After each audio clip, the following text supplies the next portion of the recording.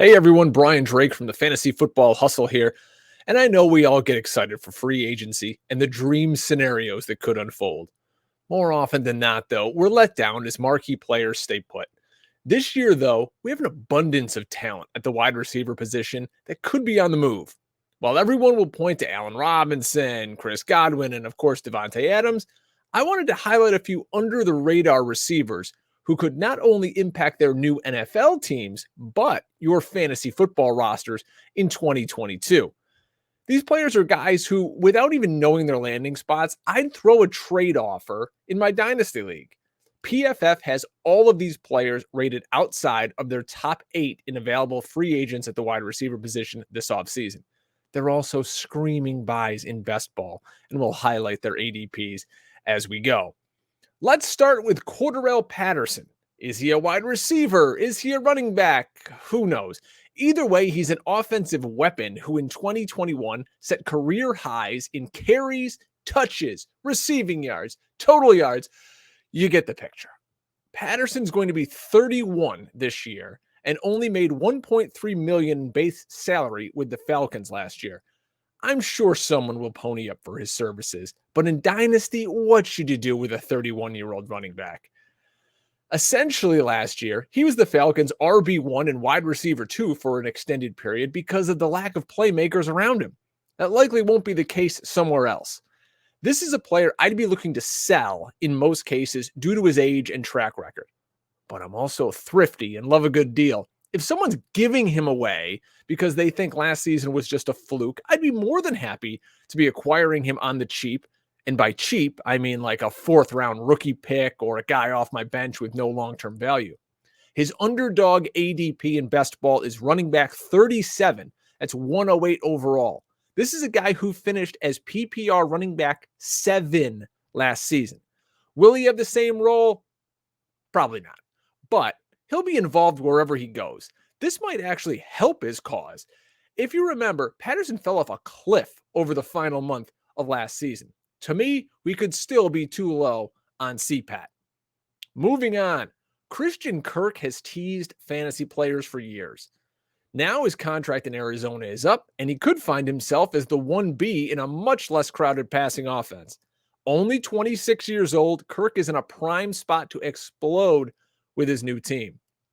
He played in all 17 games last season and saw the field on 76% of the Cardinals' offensive snaps. He nearly tallied 1,000 yards on an offense that oftentimes struggled to move the ball vertically. Kirk is a player I'd absolutely buy in Dynasty before his price shoots up on what could be a new team.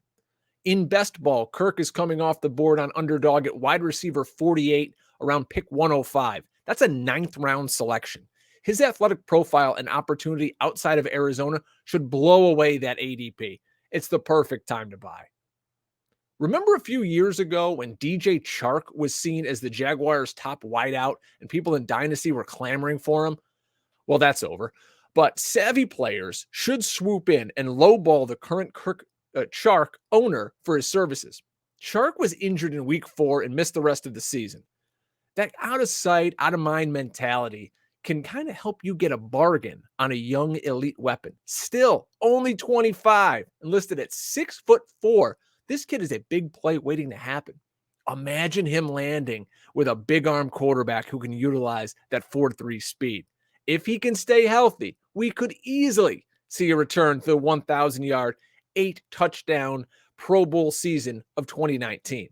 I bet you can buy low on Chark right now. He's an 11th-round pick on underdog, going off the board after guys like Jacoby Myers and Corey Davis. Come on. Let's be smart here and buy on talent. A lot of fans might not know the name Cedrick Wilson Jr. of the Dallas Cowboys. Why would you? He's been their wide receiver 4 behind some of the biggest names in fantasy. But Wilson is a kid who can flat out ball. At 6'2", 200 pounds, he can play inside and out. He's 26, and while not a burner at 4.55 in the 40, he can win with his size and has shown an ability to get open at the NFL level. If he's even rostered in your league, there's a great chance you can get him as a throw-in or for a very late-round rookie pick. He's the type of talent, if he shows up on the Chiefs or the Chargers as an under-the-radar signing, he could become their wide receiver too. Now, Dallas has major needs at wide receiver because of Amari Cooper's albatross contract, and it's rumored he could be released very soon. Michael Gallup is a free agent, although coming off an injury. The Cowboys would like to bring him back. I wouldn't be surprised if they bring Wilson back also as their third wide receiver. I love this kid, especially at his underdog ADP of wide receiver 75. In the 14th round, are you kidding me? You're kidding yourself if you think you can find more upside at this time of the year than anyone besides Cedrick Wilson. Speaking of Kansas City wide receivers, Byron Pringle's named to watch this offseason. Many of you saw him spring onto the scene in the playoffs where he caught 3 touchdowns. He's not just a one-hit wonder in my eyes. Standing 6'2", he's someone who can play the X receiver as well as kick inside. Over the final 3 games of the regular season, 10 of Pringle's 14 receptions went for first downs.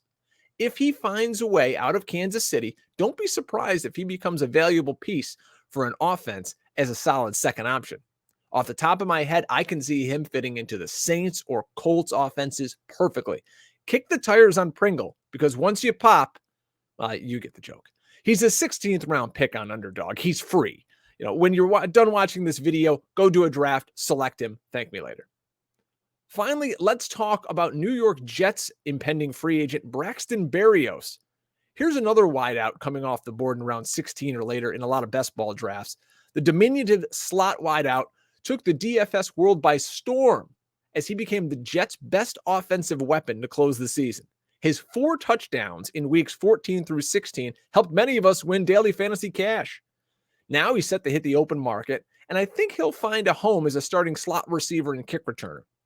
He saw 3 games with double-digit targets, and while he never cracked 100 yards receiving, he just gives off that Welker, Amendola, Edelman vibe.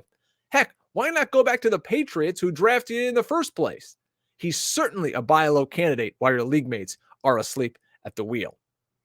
Hopefully you enjoyed this quick look at the best under-the-radar wide receivers for 2022. If you liked it, please hit that subscribe button and be sure to follow me on Twitter at Drake Fantasy.